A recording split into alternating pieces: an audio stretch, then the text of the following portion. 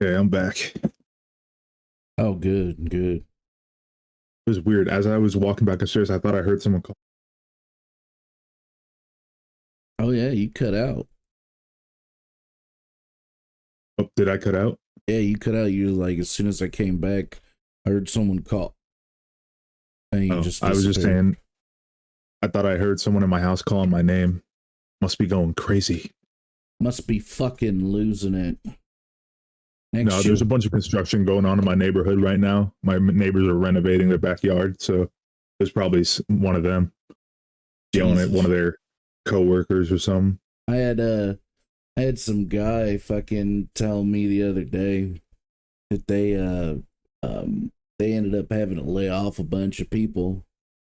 I was like, why? Well, holidays are coming up. I was like, oh, so you just lay them off? It's not even past fucking, Halloween. You're just laying motherfuckers off. Yeah, apply back in like 4 months. Yeah, damn. Yeah, that way we don't have to fucking pay you, you know, holiday Yeah. pay or benefits or anything like that. It's like, Jesus, So not only do you got to break your back for peanuts doing construction, but now you have to compete for it. right? I mean, granted, fucking some construction jobs do pay their people really good though. But Yeah. get those Oh, positions rough. yeah. One of my older cousins did construction for a while, and he was able to put down a down payment on his house after working in construction for like 3 years. Granted, he was a foreman after the first year, but Oh yeah, that's damn good money. yeah. Are we recording, by the way? I've been recording, but we cut all that out. No, that's all right. We can leave it in And if we want. be personable. Like, wow, Yeah. these guys are just like normal people. We are. We're normal fucking people. I'm not normal. I'm Yeah. fucking weird, Cute. man. These guys are just normal people. Cue the sounds of moneyed laughter as we lay on our bed of diamond encrusted dice. I wish. Actually, that'd be a really uncomfortable fucking bed. Yeah, no kidding. I mean, granted, it'd probably be like one of those fucking foot things that people, the sandals or flip flops that people have where they got the nubbies in there that Oh push on yeah. your pressure point. Man, I hate those fucking sandals. Some people like that shit. They're like, oh yeah, Yeah. it's just so comfortable. What you mean it's comfortable? Feels like I'm getting pierced by a goddamn plastic nubby. I got my foot in a fucking pocket pussy that's just been uncomfortably created. Ugh, Jesus. The step light. Yeah, right. Oh my God, step light. I'm stuck. I'll help you. Jesus. How was your weekend, man? I know that you wanted me to be available on Sunday, but unfortunately I couldn't. Oh yeah, no, that's all good. It was good. It was good. I just basically I gamed. I mean, we did the one shot. Can't talk too Yep. much about it because it's not out yet, but we did the Well, one I shot. mean, by the time this comes out, it'll probably already be out for a few days. But No, because this is probably going to come out next week on Monday oh, okay, or 2 days from now. gotcha. These are super easy to edit. Yeah, Because we don't. just cut out any time there's like long like distances of silence, or if like one of us farts too loud into the mic or something. No, we leave that in there. That's how you know it's uncut. That's the rip version. No, we gotta leave that for the Patreon supporters only. That's like premium stuff. Oh yeah, just hearing our ass lips just clap together as Yeah, air escapes. yeah. Our Hell burps yeah. and farts and sniffles. You just hear all the. It's fucking ASMR that I didn't even get to experience just now. But yeah, I mean, we'll get the headphone or the microphones with the ears and just get right up Oh in the yeah. ear and just be like, "Oh, sorry, man, I didn't mean to do that right in your fucking ear." But it was a good weekend. Oh, I still got to teach you how to do the VTT and give you Yeah, a. that might have to wait until a little later in the week, but That's fun. That's fun because that's a whole fucking that's a whole fucking ordeal in and of itself, because I got Yeah. to do it step by step. It's pretty simple, but the thing is I mean, if you're trying to do like maps and shit, like battle maps, I would suggest getting a tool. They got free tools available that are limited, but you know, I mean, if Mhm. you're just like, I want to use this in my personal time too, fucking, it may be best to just buy a program outright, not a subscription service. Subscription services, man, fucking shit. Yeah.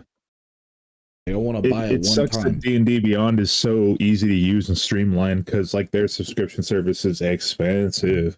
Yeah, yeah, it is. And what's worse is, they're so say you buy their shit, their virtual books and shit. I have And bought a few, okay, so regrettably, but you've bought a few. Now, yeah. say they decide, you know what? We're done on mobile. We're Yeah. only going to be on PC. Unfortunately, the mobile books won't transfer over to PC for fucking God knows what reason. Well, I Or, mean, I bought it on my iPhone on my iCloud account, so it will transfer over if I download it on my Mac, but it's still a hassle. oh, but say D&D Beyond disappears. Say they get Yeah, a right. they get a new service. You run that risk of losing your paid shit. You run that risk because it's all virtual. Oh well, Yeah. you didn't buy the book, you just bought a license to view the book. Yeah. And yeah, that's why I do physical media. The Mhm. books. I have D&D Beyond. I didn't pay for the subscription service because I thought it was kind of goofy that you have to pay for a subscription service to use shit streamlined that you have physical. There was a point Yeah. in time where D&D Beyond actually, you'd get a book and it would come with a code and you could put that code in. It was very brief time, or at least brief when I Yeah. used it. They And stopped it. They realized they'd be able to make more money shicing people for yep, buying two of the same book. yep, you could get somebody twice. And there's people out Yeah. there that will buy it twice. Just for the convenience. Yeah. So yeah, my thing is I like the physical stuff, and with the VTT, the Foundry, I can, basically it takes time, but I can take it from physical to digital on the tabletop. That way, Yeah. life's a bit easier. Yeah. So That's I mean, that's the one thing that like made it difficult for me to like be down to get back into DMing. It's just like all the resource management, even for a one shot. I was like scrambling all around my desk, like reading sheets and like info cards for, and just like little like text cards that I had written out for like setting and stuff like that. And it was a short one shot. So yeah, it was. I was like, I wonder if it's gonna be like a two-parter, kind of like how when I've done one shots, they'll be like, a 3-4 parts when they're really supposed to be just one off. But yeah, no, it was short. It was you know, not like super short. I think it's like 3 hours that we got. And it yeah, was I mean enjoyable. once the break time is trimmed out and everything was about 3 hours. Yeah, dude, that break time was not even that long. I think that break time in total was maybe 10 minutes, if that. Yeah. Yeah, I was like, damn. I was like, all right. And now it's just editing the overlay, doing all that fun jazz, which that shit's easy enough. Yeah. But yeah, no, fucking. And speaking of overlays, welcome everybody to the second episode of the Master BATR Podcast. What are we calling this one? Possible train wreck? Imminent train wreck. It's just gonna be And every episode's gonna be named something train wreck. Yeah. Guaranteed failure, imminent train wreck, assured destruction, some shit like that until we run out of ideas. And then, I don't know, maybe we'll go in the other direction where we'll just jerk each other off in the title. Oh, God. I never want to fucking do that. I hate those type Slacker of titles. and Boz's super awesome roll-tastic Dice Mania or some shit like that. I don't know. Oh, look how cool I am. Nah, man. We gotta keep ourselves humbled. Speaking of humbled, Dice Mania, fucking, I feel like we didn't touch much about you being a dice goblin the last time. You're fucking I put your hungry man fucking tubes of fucking dice. Yeah. I'll make maybe I'll make a short at some point showing off all my dice. I still gotta find the other 3 jars of dice that I have because they're probably kicking around in my closet somewhere, and they're probably, I think I gave actually I have way more than 4 jars total because I gave a total like, I don't know, 6 or 7 jars to my friends, and we're talking like these big like they're not like dice bags because those can still hold a lot of dice, but they're not that big compared to like the shit that I would keep my dice in. And over here got himself a dice sack, just like, look at this, it's my family jewels. Yeah, exactly. Jesus. My family jewels, fucking of all different shapes and sizes and colors, and oh god, this one's bumpy. Need to see a doctor about this. Where's the cleric? But a lot of the dice that I have in those old ones are probably like defective, like they were like resined wrong or something like that. Because I used to work at a tabletop store or like a game store, and I would get all the reject cards and dice that came in because no one else wanted to take them, and they're like, it's really not worth the money we would waste on like boxes of stamps to put on all the boxes of defective cards that we get to send back to the manufacturer, because it happens more often than you think, I guess. Either that or we just had like that store that I worked at just had really bad luck with printing, like getting printed cards and dice. But like at the end of every week, and I didn't work there that long, I only worked there like 6 months, but at the end of every week, the boss who ran the place would just give me like a big box full of just defective dice that were just balanced wrong or the numbers weren't printed right. And so I would just like sand off the top layer of paint and then paint the numbers on the right way. Or if they were balanced wrong, I would keep them just for like, surprise dice or something, I don't know. And I would just put them in a jar. And then eventually I filled up that jar within like a month. And then I got another one. And so if I had them all on my shelf right now, because I don't know where they are, but I would have like probably 8 or 9 like beef jerky jars, like big cylinder jars that are probably like a foot tall of just dice. Jesus. Using weighted dice as surprise dice. Surprise! These are fucked. Random numbers. They're weighted to like roll ones. Well, yeah, because they're balanced wrong. No, I got a I got a few. I'll need to show you sometime, but yeah, no, those fucking resin dice, acrylic dice, and all that shit, man. I used to fuck around with those because I have 2 sets of them, and I hated the fact that it seemed like the numbers weren't. Now, when you roll a dice, I mean, it's not going to be as random as it could be because there's multiple factors that go into when you throw it. It's not like a random number generator. So, yeah. But these dice were giving me, very low rolls consistently. I'm like, man, fuck this shit. So I spent $30 to get me a nice set of, metal dice. Now, granted, I mean, those dice could still have defects in them. Everything could have defects in them. However, my rolls, they jump from low to high to mid range. So I'm happy with it because it's random enough.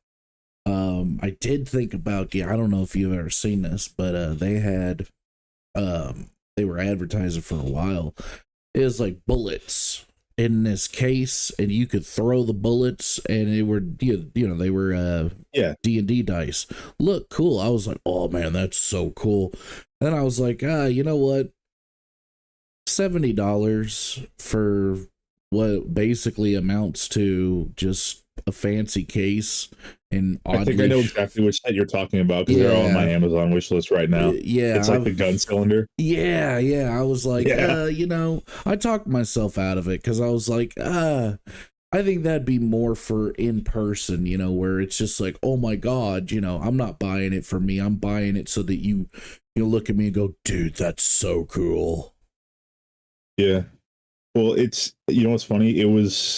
It's not the first D&D character I ever made, but actually before the character that I'm planning on using on our main D&D campaign when we eventually get back to it, Click, before I made him, the character that I was going to use was going to be a Tabaxi ranger who would just use guns instead of like a bow and arrow or a crossbow. And he was going to have this thick Bogan accent. And I was going to buy the dice specifically for his character because I do a thing where whenever I create a character, I got to buy a dice set for him that matches like their motif or whatever vibe I feel like they're going for. Yeah, you get into the character. I get you. Yeah. For Click, I have a dice set that looks like it basically just looks like what would happen if you stepped on a mantis. It has like green and brown and like kind of like off beige. Okay. All right. Yeah. Took me a second there. I was like, if he stepped on a mantis. Yeah. Oh, this like man's out here crushing bugs. It looks like mint, like chocolate mint fudge, basically. Like you ever been to like Bass Pro Shops or something where they have like that stand where they just sell fudge and it's all different types, and they got like melted like like mint bark on top of them and shit. I am a terrible American. I have not been into a Bass Pro Shop. I went to I didn't go to the like pyramid obviously, but because that shit's expensive. But I went into like one that was kind of a little bit bigger over in Arkansas, and yes, Arkansas. Yeah, Arkansas. Yep. America, explain. But I was like a fat kid, much like how I'm a fat adult now, and so I saw like this little stand where they were selling like soda and fudge, and I was like, "Can I have some? Can I go get some?" And I got like this big like half-pound just like chunk of fudge. Oh jeez. Yeah, I gotta stay away from that place. Fuck that. I'd fucking get diabetes so goddamn quick. Holy shit! Because I love fudge. I ain't even gonna lie. Especially if it's like homemade and it tastes. It's got that perfect balance to it. Oh shit! Man. One time, nipples are getting rigid just thinking about it. I love fudge too. One time, the girl that I was dating at the time made like this silky smooth, like maple honey, like peanut butter fudge. Dude, it was so good. Jesus. Did you steal the recipe at least? She taught me how to make it. I should see if I still have it written down somewhere. Yeah. Definitely need to make that, and then of course claim it's your own. Don't give any credit. Just be like, yeah, I came up with this. I was sitting there one night drinking a beer by myself, and I was watching TV, and they were like, it was that chop challenge videos or whatever TV series. Yeah. I was like, oh, you know what? I could totally make a fudge out of everything you just said. And yeah, so I decided to do it. Oh man, you're gold there. Just call it your world famous fudge. That solidifies it. Yeah. In this BuzzFeed food article, I'm going to teach you how to make my Nona's world famous spaghetti that hasn't been done 1,000 other times by 1,000 different people. First, you boil the noodles. You boil the noodles? Yes. Yes, that's what you have to do. Then I take the tomato sauce. Now, some people like to use the jars or the cans. Me, I like to make the tomato sauce with the actual tomatoes. Ooh, no way. So Way. here I have a trough, and I'm just gonna put the tomatoes in there. I'm just gonna stick my bare feet in there and just mash them all up. Hell yeah. They're like, oh my God, this is so. And then you got that. That Yeah. stupid ass sound. I don't know if it came through. It's like I can taste Sicily between my toes. Hmm. Hell yeah. Jeez, it's gonna have the Italians mad at us. Baba da boop. Yeah. Baba da boop. Why What do were you? oh Why yeah, do you we were make talking fun about of? dice. I totally forgot we were talking about dice. Oh, I don't even know why? how we got off on that tangent. Fucking, but Why do you make fun of my spaghetti? Huh? You think it's a funny? Huh? I'll kick mia it in your mare, you ass. make my head malafuzzy. It's a Mia Mario. Luigi, come out here. Let's kick this man's ass. Oh Sounding shit. suspiciously like Aurelius and Carnavaro's fucking French conjoined twins. Oh my god. Oh. Dude, it was constantly bouncing between like a mix of like French, Scottish, and like Southern Italian. It was weird. I tell you what, that shit was funny though. At first I thought it was Italian because like I know that the last name for Mono is, well, maybe I shouldn't be, maybe like bleep that out. I don't want to give away too much of like the characters and stuff. But like I thought the last name of the characters was Italian, but it ended up being French, and I was like, it confused the shit out of me because it sounded like they were trying to do an Italian accent. Well, the French accent, to keep that up, it's easy, but then prolonged periods, because like when I was doing my character's voice, Yeah. voice was kind of wavering there because I was practicing it for a while, but you don't get to practice the interactions that you're gonna have. Right. And then on top of that, if everything falls flat, it doesn't convey the, because you also want to try to convey feelings and emotions. And Yeah, you don't want to go in there and just like super one tone, even for a character like yours who's kind of like, you kind of expect that. But again, I'm saying too much. well, I mean, that's not too much, but even so, it's having that flat tone. So when they were hitting those, the oh my god, get to me, or no, that's Italian. That's what I was saying. Fuck. Oh, get the cheese and some wine. Doing that shit. Even Yeah. that's Hispanic. That's like that's Cholo right there. Get some cheese, eh? But yeah, Can you no. imagine? Hey, cabron, find a nice Chianti we can pair with this duck liver.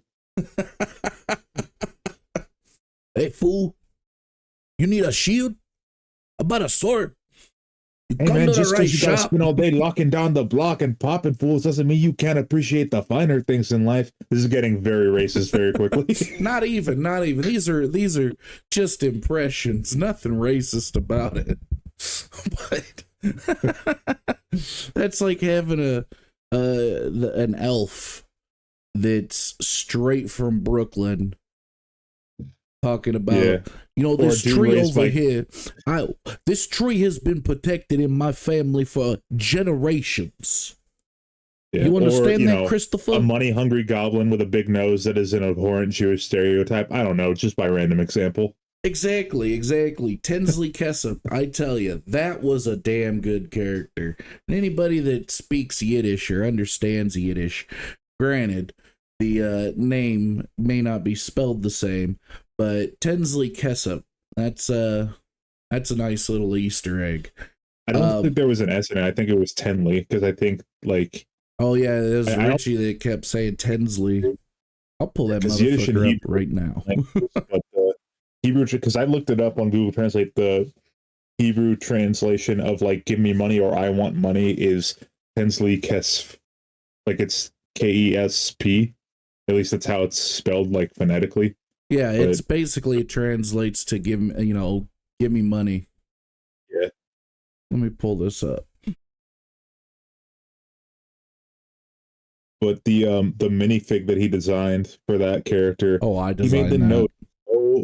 Oh, you did? Okay, well, Yeah. you made the note so fucking big because I know those because you can adjust like the facial features on them and shit. And I Yes, know you can. the goblins already come with like big noses like by default on that program, but like I feel like you just took like the size of the nose and cranked it all the way up. I did. So it's Tenley Kesef, like you said. So you were correct. I missaid it. Tenley Kesef. You're butchering your mother tongue, boss. I know. How fucking dare I? I'm a terrible Jew. Oy, Terrible. Gavalt. Oy vey.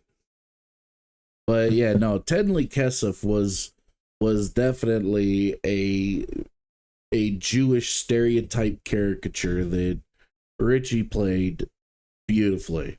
Because I mean, he played into the stereotype, Yeah. I need some money, but he definitely was pulling fucking strings. I'm a lawyer. I'm a manager. Oh, he was everything. I have a contract for you. These parties, they get wild. Oh no. Oh yeah. Oh yeah. So These freak fucking off parties, if you will. these Diddy freak off parties come with I'll lots tell of you, baby oil. Eddie could have used Tenley as his lawyer. Shit.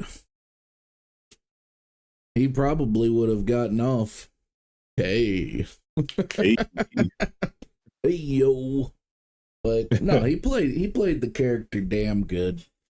Yeah. And like he was also what's even better was he was pulling strings. And he pulled those strings when it came time to, pull them all at once.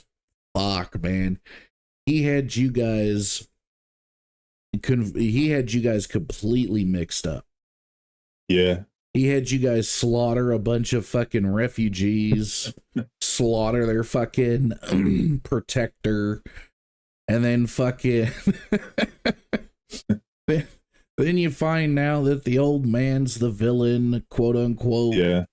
And That was I gotta say, like that whole how like all those little weaves of that story, like all the little strands of that story, how they weave together, that was like expert storytelling on your part, like setting storytelling. By the way, anyone listening, if you don't know what we're talking about, look up episode or is it episode 1 or chapter 1 of Small Tales? yeah, it's the first episode of Small Tales. Yeah. And first episode part 1, but I'll tag it in the video. That was the first session I ever did with you guys, right? I believe so. Yeah, you were Yori the rat. Yep. And Double LPT musician.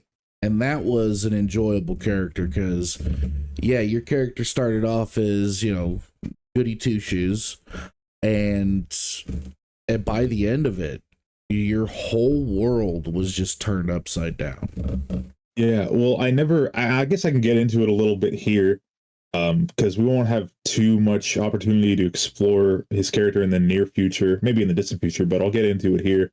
The reason that it struck a chord with Yori so much, because I really like to get into my characters and like fully be like, okay, however I think this character is going to react to this, I'm just going to do the knee-jerk reaction of what I think they're going to react as, like forget all the consequences or whatever.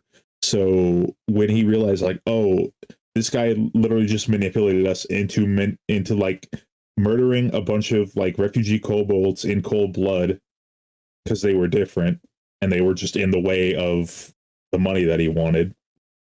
Because like Yori knows what it's like to be different. He was born without legs. He was the only person in the little halfling like village that he came from that used magic because he had to, because he couldn't get around on his little stumps.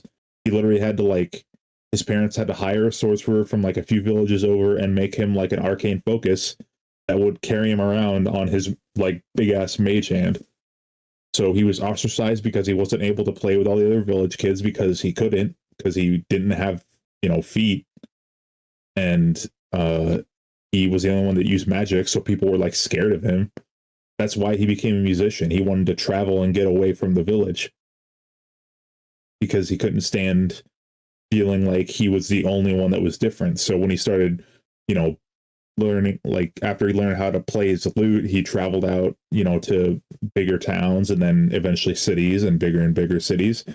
And, even though he had the spotlight, he was fine with it then because it wasn't, people weren't looking at him because of how he looked or what he didn't have. They were watching him because he was good at what he did, which was entertain people. Whereas before, if he was the focus of any sort of attention, it was to point and laugh at him. Oh yeah, and I mean having it to work, because when I create stories, I try to figure out exactly what you guys are gonna do. Now, you coming in, you were the wild card. I didn't know you. I didn't, I haven't. It was my first time kind of playing. I kind of got your character was a good guy. I didn't know the full backstory of him, but I was like, all right, well, let's kind of make some morally ambiguous choices here. I knew exactly what Aurelius, or what was his character's name? Giovanni Saint Francis of the Ussisi Check Martinelli, or was that the second one? No, that was the No, first one. yeah, That was yeah, the first one. So I knew exactly what his character was going to be about. I knew exactly what Tessa, Tenley Kesef was going to be about. Um, I forget Mydorth's character, but I knew roughly that his character would kind of be, morally good. So two chaotic characters, two morally good characters. All right, so let's make some morally ambiguous choices. Can I And just say for a second, by the way, I hate to like derail, but I feel like this is important to say. Mydorth, I feel like, doesn't understand how good of a role player he is because him as Bush Hider in the Fallout campaign is such an entertaining character, and he plays that archetype so well to the point where it's not annoying. It's like he's genuinely fun to listen to and like hear him get invested into playing his character. And I think that he's nervous to like realize his full potential as like a player because he is so fun to play off of. And I don't think he realizes that. well, I tell you this. So with the first campaign, he only got to play his, or the second campaign, he only got to play his character for I think 2 sessions, and then his character was killed. And now it's, basically trying to find him a body. So him having this experience, because I think he said before we all got to play, he played like 1 session just to kind of get an idea of the game. So with all this, jumping around from the small tales or short tales to Fallout, it's to one, it's to give everybody a little bit more experience than just one character, because everybody else has played just one character. It also gives me a chance to kind of see the other side of the fence, so to speak, because they say the grass is greener on the other side. Well, let me take a peek at that grass. The Fallout game, for instance, it has, different mechanics. Some of the mechanics I like, others not so much. So let me take a peek. Okay, well, we're enjoying this. Might as well just, keep going with it. The short tales, that's really just to give everybody a chance to kind of play a different character, kind of branch out as well. Mydorth, however, I think you hit the nail on the head. I think he's getting that chance where he's getting to play his character, and he's just gonna go far with this character of Bush Hider. I can't wait to see him get back to being Mydorth, though, because he's been stuck in Balthazar's arm for over a year in game. And we're talking, I think it's Balthazar's left arm, not his right arm, his dominant arm. So, but he's also a paladin. In the main campaign, his character was a paladin. So it'll be interesting to see, because he can't do shit right now except just kind of observe. But once he gets that body, what's going to happen? Yeah, that's interesting. Yeah. Yeah, and originally, I mean he did end up coming up with another character so that he could continue to play, but I think having the part, because his interaction, I don't know if you've seen the older stuff, and if you have, congratulations for suffering through that, because those earlier videos, man, are rough. No, I haven't gone back and watched any of that yet. I kind of wanted to go into the campaign fresh because I didn't want to accidentally metagame on stuff that there's no way my character would know. Fair enough. Yeah, that's fair. Yeah, those videos are rough though. But anybody who suffers through them, man, I got to give you guys credit. Because, yeah, I've watched a few of them going back, and fuck, man, those are rough. Yeah. Audio. And it's not like our production value is super high end now or anything. No, but it's way fucking better. I tell you that much. The thumbnails are better. The audio quality is leaps and bounds better. Trying to give people something to watch, because I mean, like I said in the last episode, we're not really big on showing showing ourselves, so we got to give you something to look at. That's why you get like the player images or the character images, some shit going on in the background. Like in this video, you're gonna see some Neverwinter Online gameplay to kind of give you something to look at. Granted, it's small. I might make it bigger, but I would say it's average. It's about average. Above average is what some people would say. Some circles. A select few might even say it's huge. It's huge. And I will probably, at least in the next few podcasts that we release, maybe by episode 5, I'll have commissioned some art of like our little avatars for the podcast. Oh yeah, that'll be fun. That'll be fun to actually, because I haven't seen my D&D character. Fuck, I don't even use that character no more. I think it's kind of because goofy. You kind of have the curse of being the forever DM. Well, even in even when I do get to play, I think using the character of Boz Narith as a D&D character while being called Boz Narith is, I don't know, it's a bit goofy. But yeah, that's originally where the name came from. Was started off in Conan, and then went to D&D, and now that's how Richie and Aurelius knew me as for the longest. Before they finally asked for my real name, and even then they still call me Boss. Yeah. So it's weird because I know everyone's names now, but I still, at least I think I do, I still mess up Carnivaro and Aurelius's names. I sometimes get them switched. And I think I've called Carnivaro like 3 different names at this point. I think I've called him like Chico like I don't know how many times, even though that was just like a one-off character. Oh, and see, and even then, that's actually Aurelius's brother, who's Chico.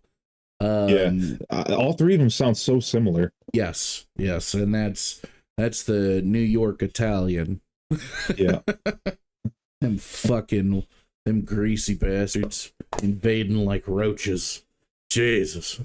Yeah. It's weird. You have like 3 greasy Italian dudes, me, you, and Max, who are all like Southern boys that somehow grew up in California, but we sound the way we do and talk about all the fucking backwoods shit that we did as kids and shit. And then you have Mydorf just floating out somewhere in like the ether realm that is the Midwest. Right.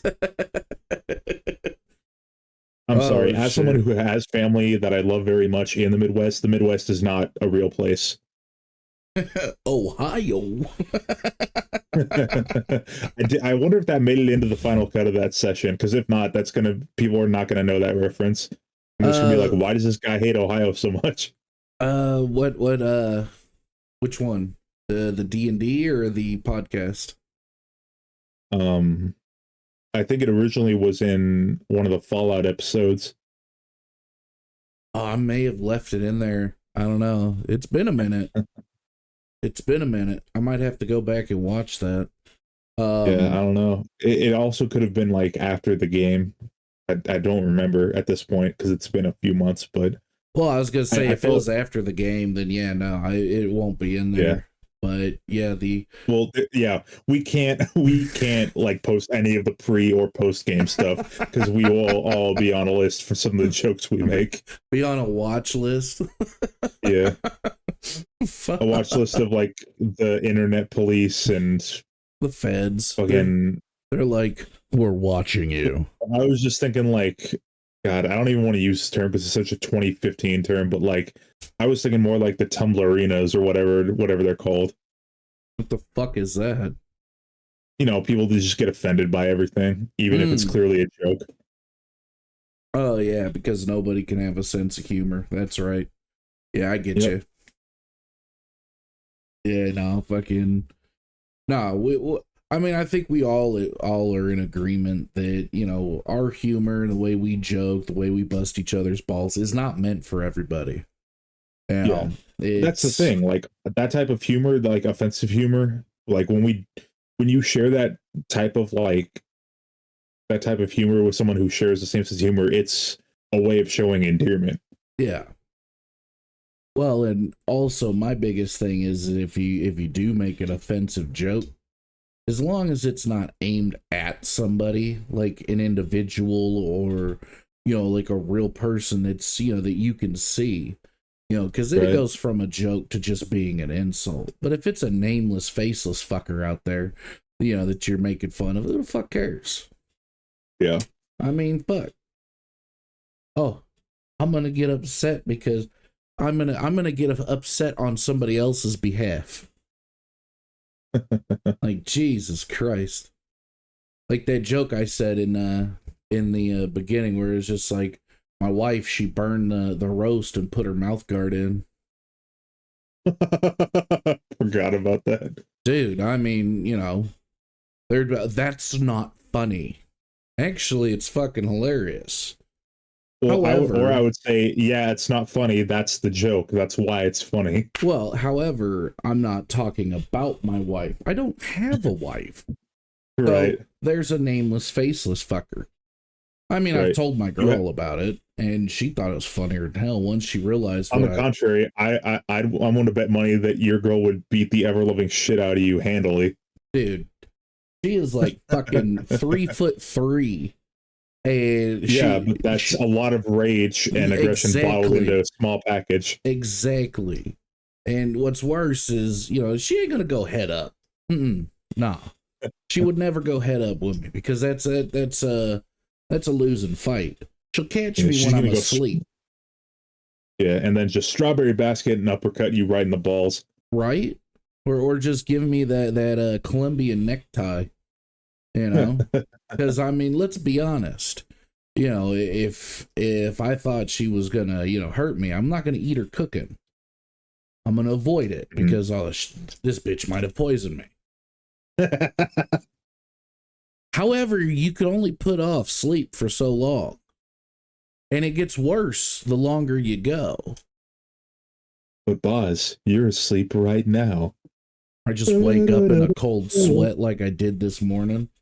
Fuck, man. Speaking of this morning, let me tell you about that fucking dream you had. Dude. Yeah, go for it. So, I'm in this dream. I'm at a movie theater, and for some reason we're watching trailers in the movie theater. And in this trailer, it was a Marvel movie, right?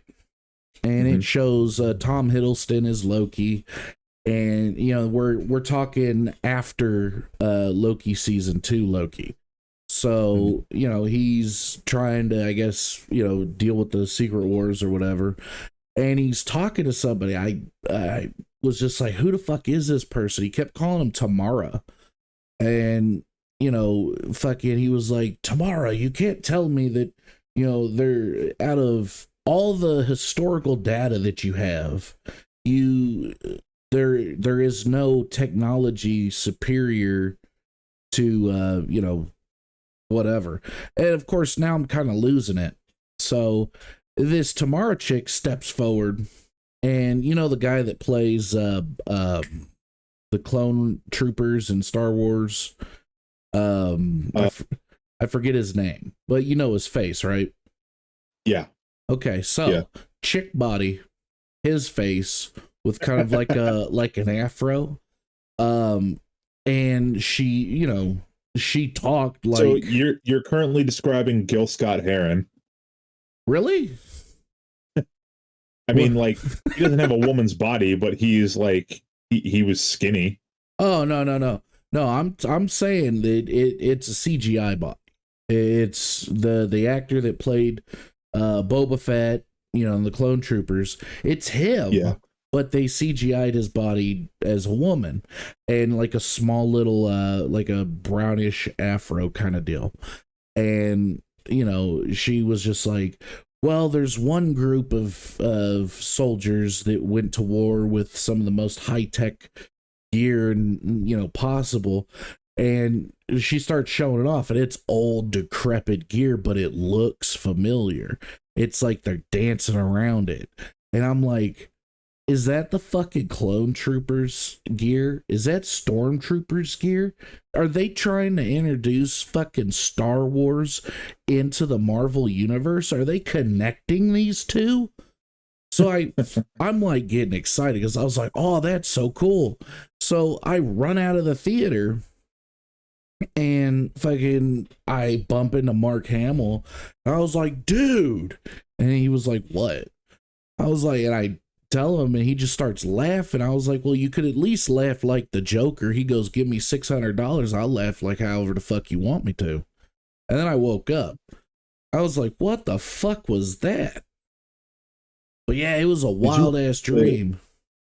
Did you happen to have a lot of dairy before you went to sleep last night? No, I had me I had me some salmon, some potatoes, tomatoes, and longanisa. That's what I had. I woke up with heartburn, but yeah, that was my first thought. Was I had a fever dream from food.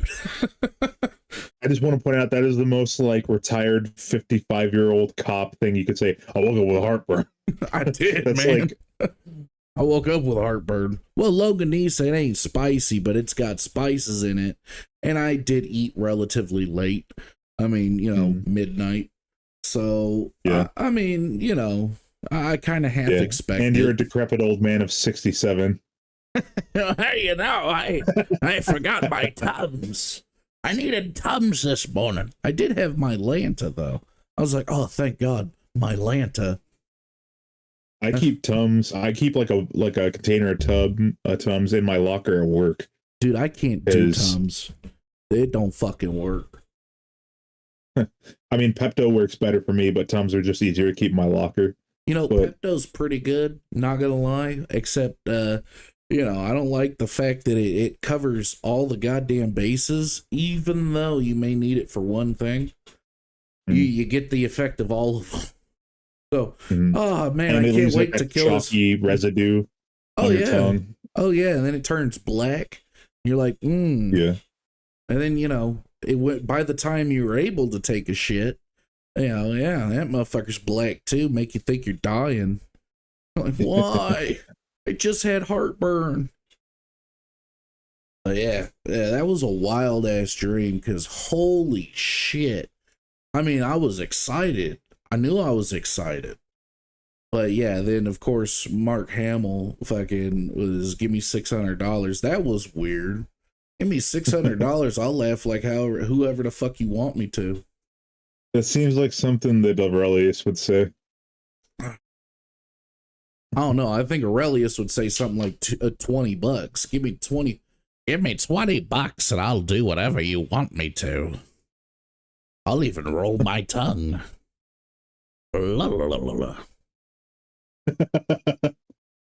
But yeah, no, that caught me off guard. Give me $600 and I'll laugh like however you want. Like, Jesus, dude, you I would have whoring yourself out. I would have woken up laughing. Well, I woke up excited, like, because I thought it was legitimate. Like, I jumped up out of bed. I was like, oh hell yeah! Went straight to the Star Wars forums at full mast. No, I went straight to the bathroom to take a shit because, you know, I woke up early and I had eaten quite a substantial amount of food before bed. So it was, you know, passing through. But yeah, dude, I got up at 6:30. I was like, yeah, man, I'm fucking, oh, that's so cool. And I went back to sleep because I realized it was a fucking dream. Yeah, it was fucking wild. Absolutely wild. Did not expect that. But that would be cool if they tried to introduce the Star Wars universe into the Marvel films somehow, some way. You know, not like oh hey, you know, we're gonna have a Star Wars fucking versus Marvel bullshit. But like an Easter egg because, you know, Disney owns both of them. Yeah. You know, something like that. That would be cool. But, that'd be awesome. But it's just, I feel like a lot of the stuff that Disney makes now that's not Marvel related kind of sucks. Yeah. I'm not enjoying their Star Wars stuff. Yeah, I'm not really enjoying their Star Wars stuff. A lot of their Marvel stuff lately has just been kind of meh. I mean, well, I mean, after Deadpool Infinity War and Endgame, oh yeah, that movie was great. I laughed so hard through the whole movie. Oh fuck yeah. But yeah, I mean, I think like obviously it was a good marketing strategy to do the whole Endgame and Infinity War thing because I think Endgame is the highest grossing movie of all time now, but also it's kind of a bad thing because like what do you follow that up with? Well, what they needed to do was they needed to just take a break. You know, they put out, I mean, you know, I forget, I think it was like 10 years they built up this franchise. And it culminated to, you know, to the end. And once that was done, people wanted more. People were like, "Oh my god, you know, this is awesome. You know, what's next?" And they should have given it like a break. And you know, not done the TV shows, just kind of giving it a break. You know, maybe a year or two break where they're not doing shit. They're just letting people kind of, you know, I guess you could say relax and come down from that high. Because the end game, that was the high. And they, oh, well, you know, now we've got the, you know, Falcon and Winter Soldier. Now we've got WandaVision. Now we've got Loki. WandaVision wasn't that great. The Falcon and Winter Soldier fell flat for me. Loki was good. That was enjoyable. I heard good things about Loki, but I don't have a Disney Plus membership or anything like that. I can't afford to buy a subscription that I'll only watch like twice a month. You know. No, I get you. Yeah, no, it was a good show. The WandaVision, it was like they were building her up to be the villain for the next Doctor Strange film. But in the Doctor Strange film, it was like, okay, so now she's the villain. All right. But the director didn't watch any of the WandaVision. So there's parts of there that just don't make sense. Because yeah, she, you know, did all this shit because you know, she was traumatized, she was hurt, this, that, and the other. But she's still the villain. She's still the villain of the show. And granted, Did people root for her because, you know, the writing was so good they got the audience to root for the villain? Or did they root for her because, oh, she was in Endgame? You Right. know? So it was just one of those things. It just kind of fell flat for me. The Falcon and Winter Soldier could have been a lot better. I think having what's his name, Russell, the Kurt Russell's son in there, I forget his fucking name. I think having him as the agent was a good call because, you know, he every scene he was in, he was pretty fucking intense, and he got you to hate him pretty fucking easily. Which I think that's, I mean, an actor that gets you to hate them, that's pretty fucking impressive. Oh, well, he's Yeah. not, they're trying to make him Captain America, blah, blah, blah. So I didn't hate him for that. I hated him because he tried to be Captain America. He was trying way too fucking hard. And he ended up not being Captain America. He ended up being the agent. But he still did a fantastic job. But it still fell flat because it's just like they didn't do too much with it. They should have done more. And I'm sorry, the bad guys in it, you know, the villains. Yeah, no, that was just ridiculous. Oh, I what the will have to take flag your word on that smashers? because I haven't. I'll have to take your word on all that because I haven't seen any of like the offshoot TV shows. Well, Um, to be fair, don't take my word. Make your, you know, if you ever get the chance to see them, watch them. 100% watch them, and if you enjoy them, that's awesome. You know, I it's I just have to find the time, the free time, and the the extra 20 whatever bucks it costs in my wallet to throw at it for a month to just kind of watch everything. well, I It, tell you it it does this. suck that like getting caught up on like the lore of like pretty much any like franchise, but Marvel specifically, it really is. It sucks that it's such a chore. It's it became a chore. They did have, you know, they did have some good movies and TV shows sprinkled in there. But for the most part, it was just like they were just cranking out, you know, money. They were just trying to crank out, you know, the next money maker. Yeah. And I think Well, I they mean, that's finally Hollywood, figured, right? well, I think they finally figured it out that people don't want, you know, a bunch of bullshit fucking cameos. That people don't want a bunch of bullshit fucking references or a bunch of bullshit fucking movies.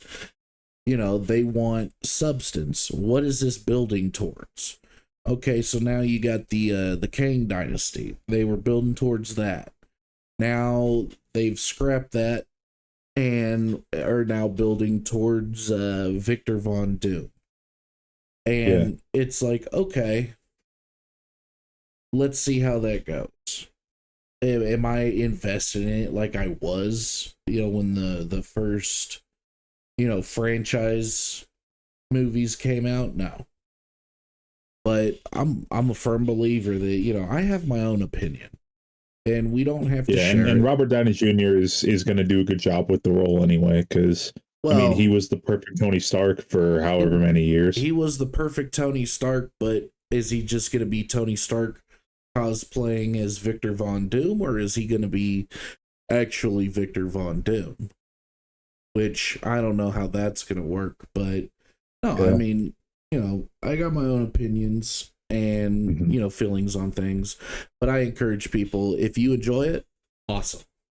Because that's the cool thing about art is very much subjective. It's very much one person can see this and hate it, and the other person could see it and love it. So, you know, that's what I'm saying. Oh, Jesus, that's what I'm saying. Don't take my word on it.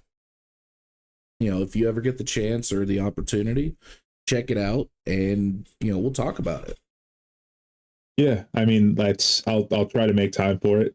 It's just not a guarantee because I got so much other shit to. I still got to watch season 2 of Reacher because I loved season 1, and that's a completely different platform. But I tried to um, watch that. I tried and it's the pacing for me. It kind of, I don't know. It just doesn't. I don't enjoy it. Heard nothing but good things about it. You know, the main actor, I forget his fucking name. He knocks it out of the park. I gotta go pick up my DoorDash order real quick from the doorstep, and then I gotta refill my water. But why don't you decide what one or two abilities we're gonna cover for the ability and skill stories like we did last time? Okay. Let me have a smoke and give it a long think. All right. Ooh, fuck. I ate that chicken sandwich like it was pussy. I mean, is there any other way to eat a chicken sandwich? I mean, Same with a roast beef sandwich. Is there any yeah, other way? there's no other correct way.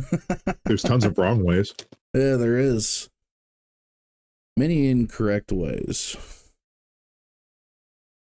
All right, so let's see. God, that sauce was spicy though. My nose is leaking now. Oh, that's how you know it was good, when you're dripping wet. Oh, I'm dripping. Oh my god. All right, so I'm gonna pre-order my food. Right. So, do you think of what stories you wanted to cover today? All right, so I figured we could go over animal handling. Go over that All one. right. And what was the other one? Either animal handling or sleight of hand. One of the two. Huh. Yeah, that one's a fucking bomb. Yeah. You're like, we'll just cover animal handling. That's cool. Well, I already told the story about how I killed the snake. That was nature.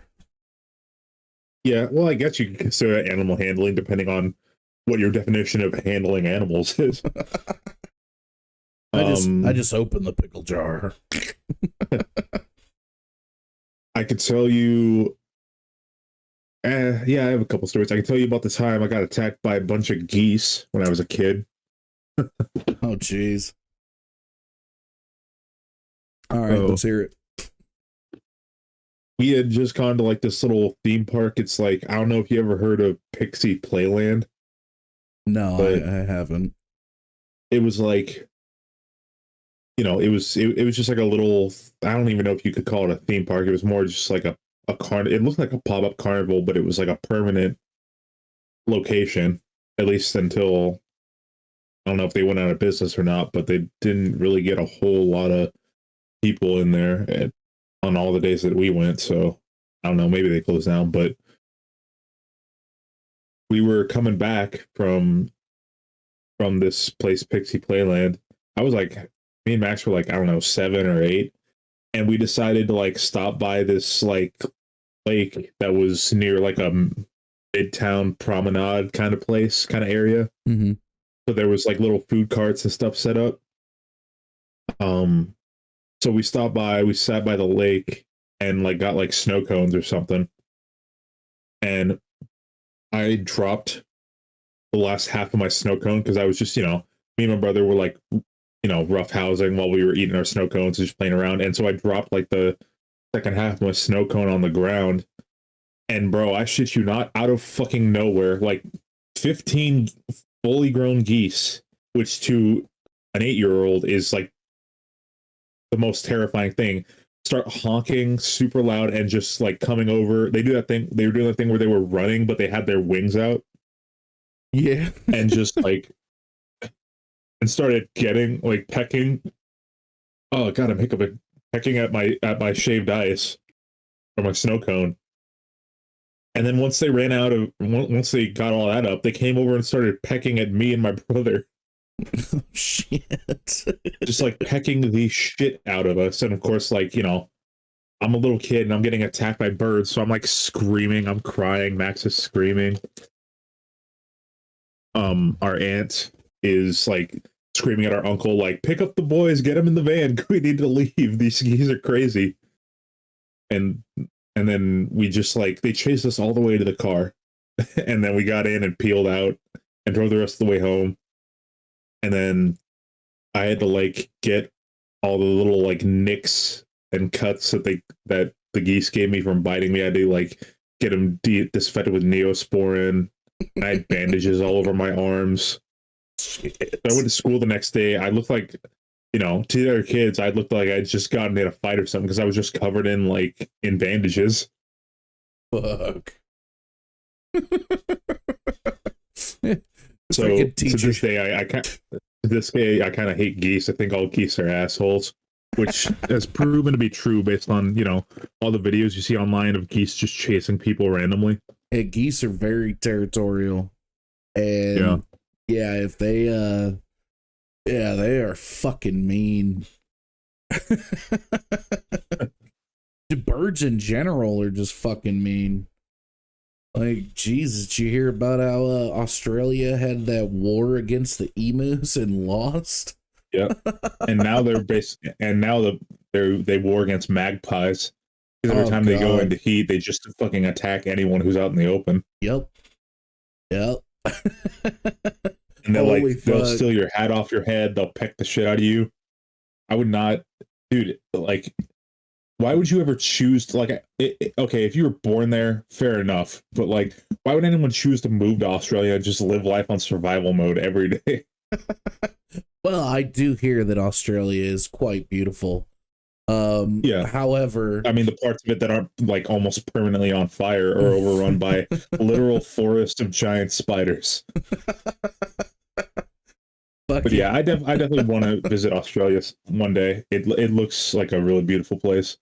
And they had a war against emus though. Holy shit. I heard about that. I thought it was bullshit, because I mean, yeah, it's like you thought it was like, oh, one of those jokes, like, oh, it was like something that was like that's super overstated or over exaggerated or whatever. No, it is not exaggerated at all. If anything, it's fucking downplayed. I mean, these fucking emus, man, they meant business. They giant bird militias and dingoes eating babies. They had fucking these emus when they first appeared. They were just, the regular giant bird. And then, when they went to war with these emus, fucking the emus busted out their fucking tank division. An emu that was twice the fucking size of a normal emu. And it's like, what the fuck? and then here's the kicker. They fucking lost that war. Like, not only did you declare war against a bird, but you lost the war too. That's fucking wild. An island full of dangerous criminals and convicts, and you lost to birds. Right? Like, because Australia started off as a prison colony. And how'd that happen? I mean, these birds, these are some tough motherfucking birds. I mean, we got emus out here. But, and now they talk funny. Like, you don't go from an island of hardened criminals to calling them dungaree doos instead of pants without some sort of major generational trauma. Oh, shit. Well, my dungaree doos. Oh, shit. The story I got about animal handling was I was a kid, and, this was up north in Modesto, and fucking these, you know what a Saint Bernard is, right? The dog. Yeah. So fucking Beethoven. Yeah. So these dogs would get out, wild dogs. And I love dogs. I love them. Yeah, they're great. I'm a dog person too. And, so this was a big dog. I mean, this thing was a fucking dinosaur. And yeah, this was the coolest fucking dog I've ever seen. I ain't never seen a dog this big in my life. I was just like, holy shit, this is a big dog. My dog had passed away. You should look up a picture of a Rhodesian Ridgeback. Oh, I know they get huge. Yeah. The dog they got dog breeds that are bigger than fucking bears. I mean, they got a dog breed that was made specifically to kill bears. Yeah. So yeah. But no, this dog, he was cool. I was petting on him, and I mean, I'm a kid, and I was petting this dog the same way I petted my dog. When he was alive, I'd get aggressive with him, like just to play. And this dog was cool. He was laid back. He was drooling, and he was following me everywhere. So I go over to my buddy's house, and they freak the fuck out because it's a big dog, and they don't generally like dogs. So they're freaking out, saying, "Hey, that dog's gotta go." I was like, "All right, I understand." I left, went back home, brought the dog to my house. My dad's like, "Nah, hell no." So at this point, I don't know what to do. So I go back to my buddy's house and ask them, like, what do we do? So they call up the animal control because this dog doesn't have a collar, doesn't have anything, identifying on him. This was before chips were a thing. And, so the animal control person comes up, and immediately it was like a switch. This dog gets aggressive. I mean, starts growling and, foaming at the mouth. And the animal control person was like, "Yeah, fuck that." So they asked my buddy's mother, "Hey, could you put this around the dog's neck?" She tries, same thing. This dog, I mean, he's like, "Roar." I was like, "Oh shit," I'm getting a little nervous because, I'm over here petting the damn thing. So I'm still petting him. I'm like, "It's okay, man. It's okay." And they were like, "Hey, kid, could you put this on him?" So Hey, small defenseless child. right? I think I was like fucking 11 or 12, and I didn't hit my growth spurt till I was like 15, 16 years old. So I'm very small. And yeah, I put this thing around the dog's neck. He was cool with it. He was cool as hell with it. Didn't growl at me, gave me a couple licks. He trusted me. Shit, that made it in there. There's that sneeze. So fucking the animal control person's like, "Hey, could you lead the dog to my truck?" I was like, "Yeah." So I lead the dog to the truck, and dog gets in, no problem. So I'm petting him, I'm saying my goodbyes. Never seen that dog again. Of course, as a kid, you don't know what happens. You think they just get taken to a place where they can get adopted out. Most likely, he probably got taken to a kill shelter. Most likely, yeah. And when I realized that, because my dad had brought up the conversation years later, he goes, "You ever wonder whatever happened to that dog?" I was like, "Yeah, most likely he got adopted out." And my dad goes, "No, hell no. Big dog like that ain't getting adopted out." That's when I found out kill shelters were a thing. Yeah. So, yeah, that was my one experience with animal handling. Everyone was getting this dog aggressive towards him except me. I was the dog whisperer. I was Dr. Doolittle. But yeah, that shit was wild. Oh, I tell a story about the only time I ever, well, no, this is the only time I've ever like had like a trained bird like on my arm. Um, so me and my family had gone to Hawaii. This was close to 20 years ago. Again, I was like 7 or 8. It's the only trip we were able ever to afford because at the time my aunt worked for the airlines, so she got free standby tickets, and my uncle had just hit like 25 years in the union he worked at, so they told him they'd pay for like 3 days at a hotel in Hawaii. Mm-hmm. So we were like, okay, this is great, the boys have a long weekend because of like a school holiday or something, and we'll just take a flight to Hawaii, and like it's going to be cheap, so we can afford it because we don't have to pay for the hotel or or like or the tickets or anything.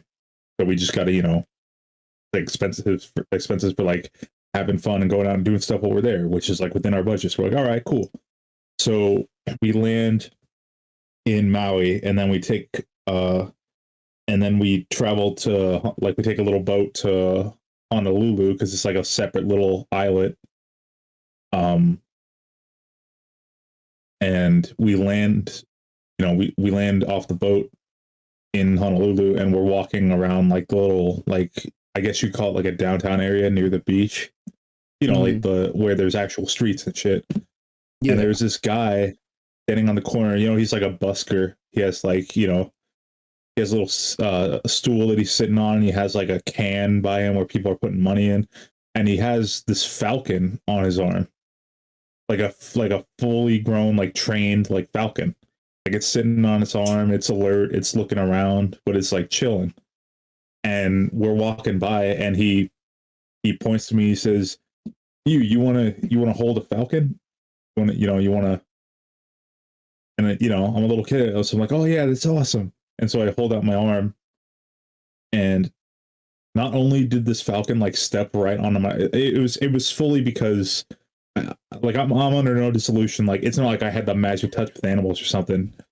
I like the guy just had trained it really well. But you're 8 years old and you see what I'm about to describe, you flip. And so the falcon, like, he holds, like he puts his hand out against mine, and the falcon like kind of inches its way over, and it goes onto my arm, and then it like crawls up to my shoulder, and it like nuzzles me and stuff. And then the guy gives me like a mealworm or something, and he's like, toss this up in the air. And so I toss it real high up in the air. The falcon like flies off my arm and snatches it and does like a little like flip, like it goes like, or like a roll, I guess. And then like comes back down, flaps a little bit, and then lands back on my arm. And it comes up and nuzzles me again. And then it stands on my head, and the guy like does like a little like motion with his hand, and it starts like grooving. It starts like dancing. I could feel it like moving around up there in some sort of tempo. Wow. It was awesome. And then we went to Jimmy Buffett's Cheeseburger in Paradise restaurant, and like a fat little kid, I got like 2 cheeseburgers, and I ate both of them, and I was super full. And then we went to a luau that night. Shit, that's fucking wild. That trip to Hawaii was full of awesome memories, and I'm saving up money right now to me and Max both are to take a few friends there, hopefully next summer. Shit, that doesn't sound bad at all. That fucking, yeah. I mean, I've heard about it. I've heard Hawaii's expensive as fuck. Well, after the Maui fires, it sucks to like take advantage of it, but after the Maui fires, it's really not. It'll the like for especially right after the Maui fires, I was looking at it and I felt kind of bad in hindsight because it's like it's kind of taken advantage of like the locals, like the tragedy that they've gone through. But like, yeah, there were flights to Hawaii for like $86 in like business class. Damn.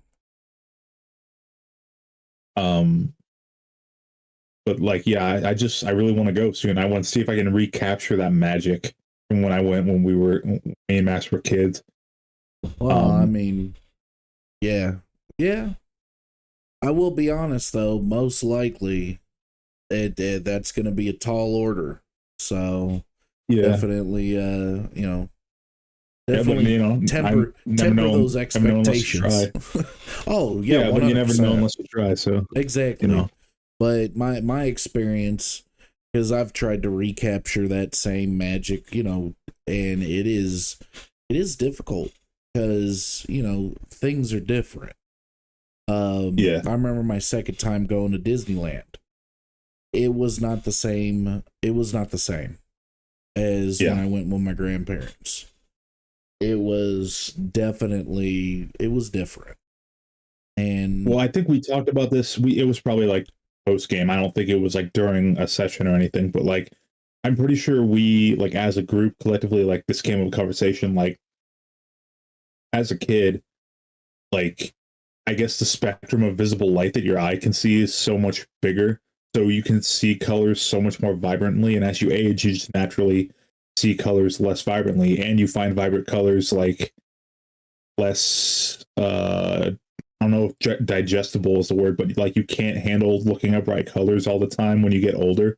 There's more strain on your eyes, and your dopamine receptors, like I guess like the amount of dopamine they can naturally like produce or whatever, or like how much dopamine like those receptors can fire off as you age get lower and lower. So you literally are able to get less happy as you age.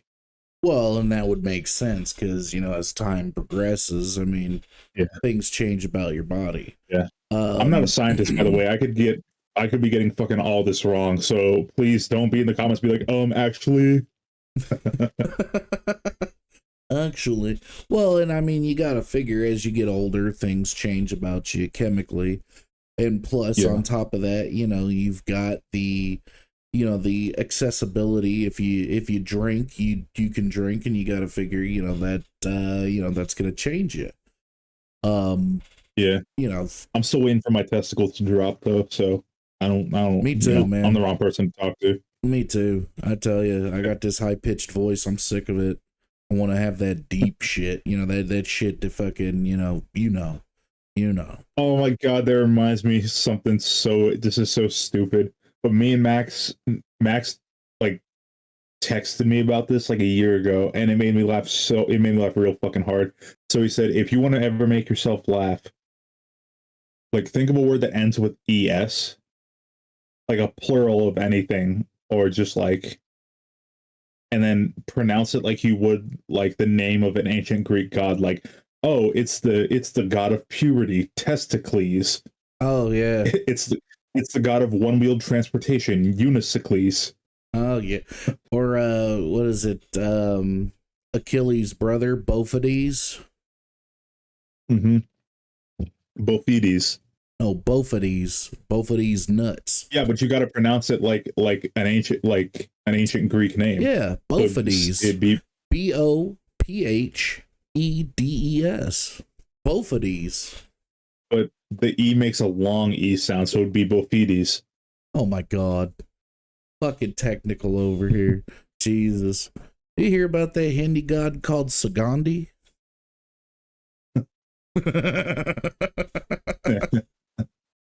Let's see what else. I remember I got my girl's brother on that. I was like, "Hey, some dude named Sagandi came by here asking about you, saying I guess you guys went to school or some shit." He goes, "Sagandi."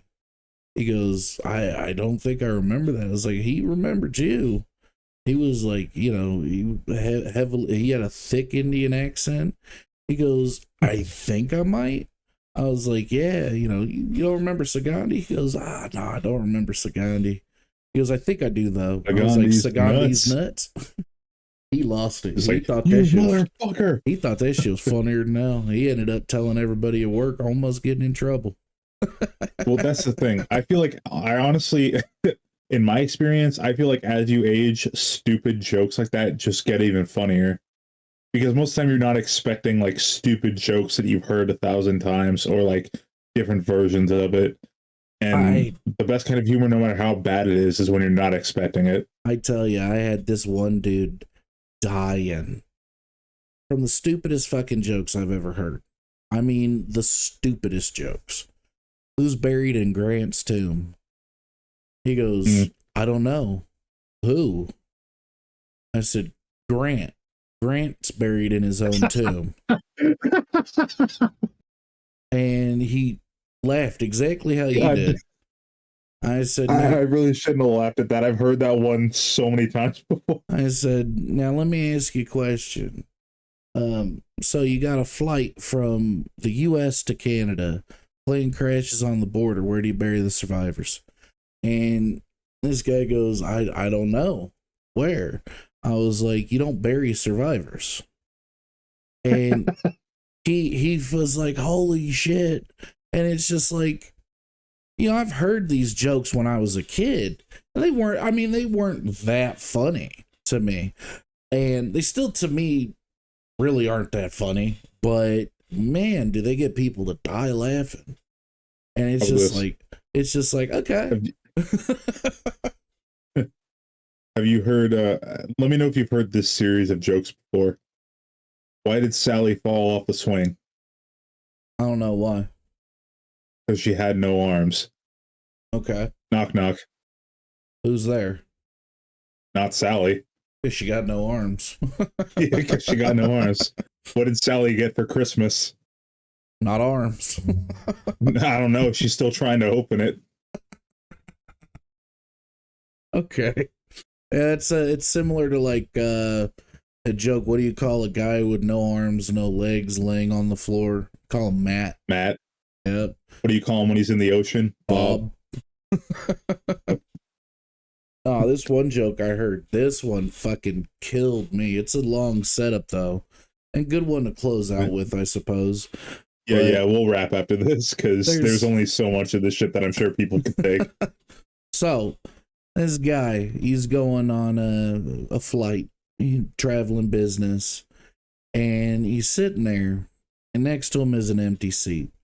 And he's looking at the people walking past, wondering, is this person going to sit next to me?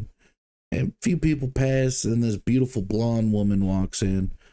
And he gets real excited. She got big boobs, nice legs, great ass. And she sits down next to him. And he gets real nervous. And he looks at her and he goes, business or pleasure?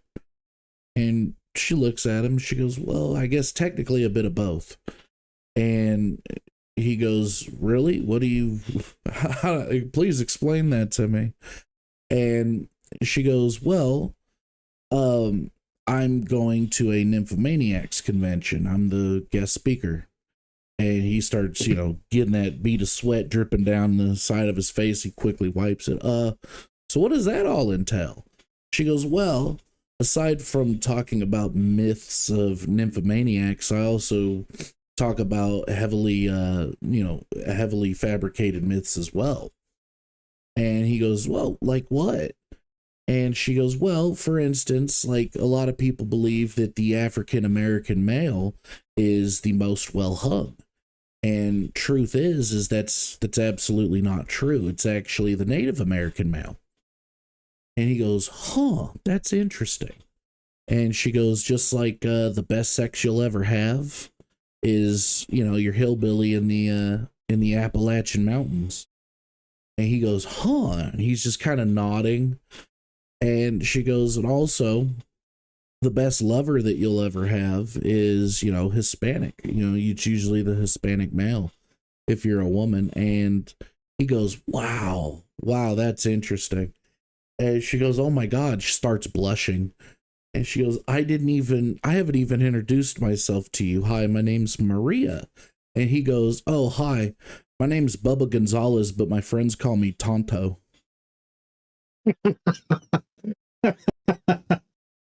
That's stupid. It's actually, I screwed up that end, and it's actually, my name's Tonto Gonzalez, but my friends call me Bubba. I feel like either way.